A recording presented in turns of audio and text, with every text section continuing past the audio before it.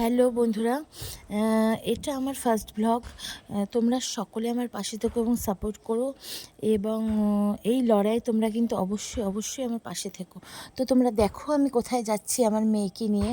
আমাকে মাঝে মধ্যেই যেতে হয়, কারণ আমি তোমাদের সকলকেই বলেছি আমার মেয়ে এখনও কথা বলতে পারে না, তাই ওর চিকিৎসাটা আমাকে চালিয়ে যেতে হচ্ছে।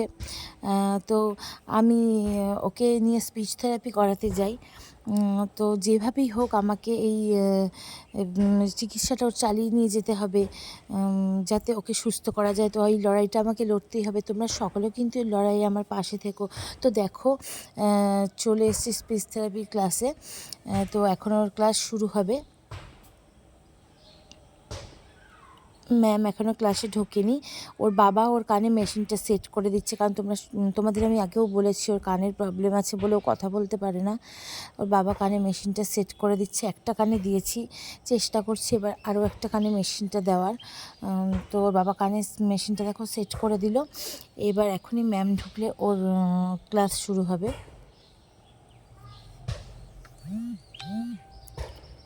তো ম্যাম চলে এসছে, দেখো স্পিচ থেরাপি ক্লাসটা শুরু হয়ে গেছে।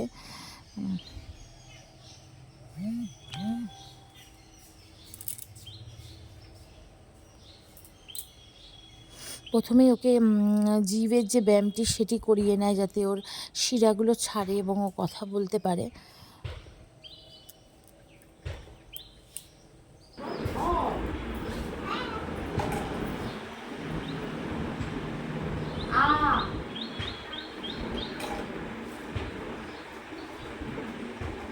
তো তোমরা সকলেই কিন্তু অবশ্যই এই লড়াই আমার পাশে থেকো, এবং আমার মেয়েকে অনেক আশীর্বাদ করো যেন ও সত্যি তাড়াতাড়ি সুস্থ হয়ে যেতে পারে। কারণ যতই হাসি যতই যা করি মনের ভেতর একটা যন্ত্রণা রয়েই গেছে। তবে হ্যাঁ, আগে যতটা ছিল ততটা নেই। এখন চিকিৎসা করতে করতে তোমাদের সকলের আশীর্বাদেও অনেকটা ভালো হয়েছে, অনেকটা ইমপ্রুভ হয়েছে, মা বাবাটা বলছেও।